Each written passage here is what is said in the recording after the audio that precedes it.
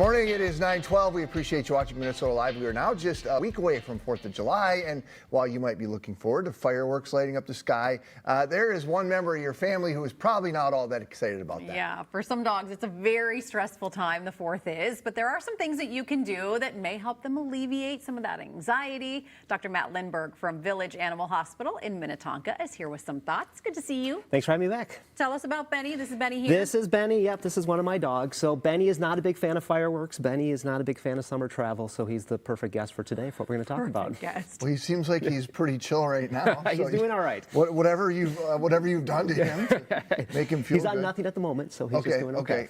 So let's talk about 4th of July. It's obviously coming up next week. We have a week to try to do some things. Yes. What do you suggest, folks? Yeah, and it is important to plan ahead when it comes to something like the 4th of July. So, number one, make sure your dog is microchipped. 4th of July is one of those times where there are a lot of dogs that run off from being scared, that sort of thing. So shelters are very busy at this point, and that microchip will at least know that if your dog does wander off because it's scared, that you'll be able to get a hold of people get a hold of you so that they can hunt you down if your dog is gone. That leads to the second thing, which is if your dog is a flight risk, make sure you take them out on a leash all the time. And some dogs are not used to being in their own yard on a leash. They think it's kind of weird. So you have to practice that ahead of time, too, to get them used to walking around, where they go to the bathroom, that sort of thing. Because you don't want to go out, especially like if you're at a cabin that's not fenced or that sort of thing, have something go off and they go running off because you don't have a hold of them. And they don't know, like if you're at a cabin or a friend's house or at a lake or whatever, they don't know that house if it's not theirs. They don't know where to go to get away from it. So yeah, they can just bolt. Okay. Correct. And then the other thing would be medications. So there are definitely dogs that should be on some sort of anti-anxiety medication. And that is something you want to work on ahead of time. That is something you want to talk to your veterinarian ahead of time. If you want to really get blacklisted by your veterinary staff, call next Friday afternoon, asking to talk to the veterinarian about drugs for the following day. You want to plan ahead from that standpoint. Part of it's just to know how your dog does with them, because there are certain medications that you give it to your pet and they'll actually get a bit more nervous or a little bit more goofy or that sort of thing. So you kind of want to get the dose down with it. So those are some things that you can definitely do ahead of time. Once you learn, like let's say your dog does react well to some sort of medication to help alleviate some of the anxiety, can you just do it like once a year or during these times of like fireworks? Absolutely. There are medications that we can just use situationally. So there are dogs that have thunderstorm phobias. There are dogs with fireworks. And the good news about those situations is you want to give the medications ahead of time because you already want it on board before they're going to have that stimulation that goes on. So and the hard part about the next week is that we don't know when fireworks are going to shoot off. So you might have to be a little bit more proactive. I wouldn't be surprised if Wednesday or Thursday we're going to have people that are super excited about the holiday, given that it's on a Saturday. So a lot of these dogs, yes, like Benny, we know that on the 4th at about 3 in the afternoon, I'm going to give him some medication. So he's just kind of chilled out through the rest of the night and going to do okay. One pill last the entire time? Or some of them will, yeah. Okay. Exactly. Now, on a weekend, if it's going to be a whole bunch of stuff, we might treat in the morning and kind of treat later on that afternoon or evening. But typically just one time will do a trick. Couple things that you can do day of, which I think are great, and one of them is to give the dog a good long walk or whatever kind of exercise. Exactly. We always say a tired dog's a happy dog. So any behavior modification plan, any dog that has behavior issues, you want to wear them out and tire them out and that sort of thing. So going for a walk, doing some play in the daytime. Now the struggle next week, it's going to be super hot, so you have to be kind of cautious from that end.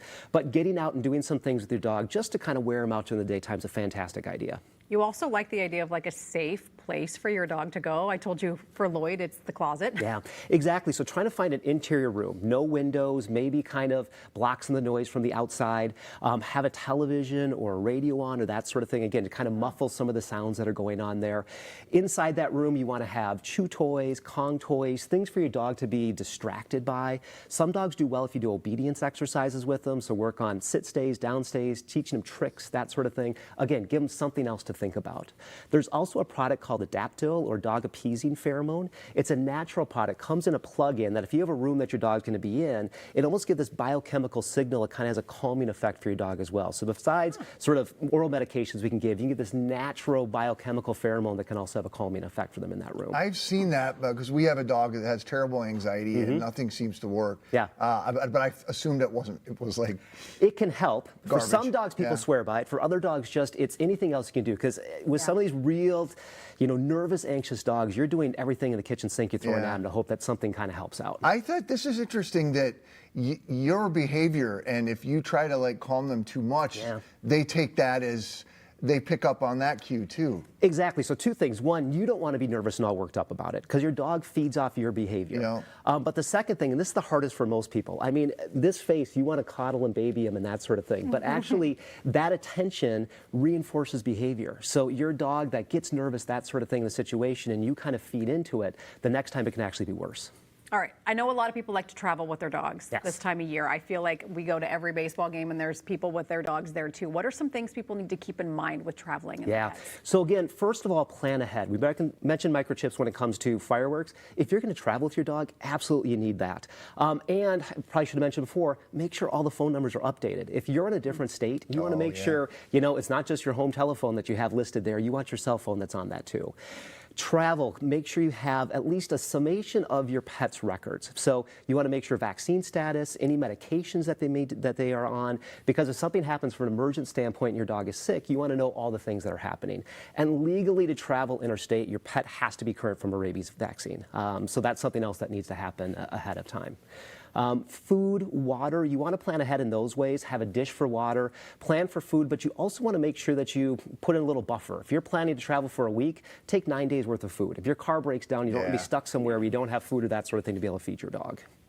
Well, Dr. Matt, thank you. Good to see you. Benny, nice job there. One more tip when traveling with your pet, make sure your dog is allowed to go. You know what I mean? A lot of hotels are becoming pet friendly, but like we found that some ball fields don't allow dogs. A lot of restaurants do, but others don't. So just make sure, because you don't want your dog to be stuck in a car. Well, and that's exactly it too. Yes, you need to plan ahead that way because hot cars, terrible in the summertime. So you're absolutely right in that regard. Dr. Matt, thank you. Thanks, guys. Thanks, Benny. Any questions about your pet, make sure to ask your vet and don't do it on the last day. Like Dr. Matt just very politely said. We posted our contact information for Matt and the team at Village Animal Hospital in Minnetonka on MinnesotaLive.com.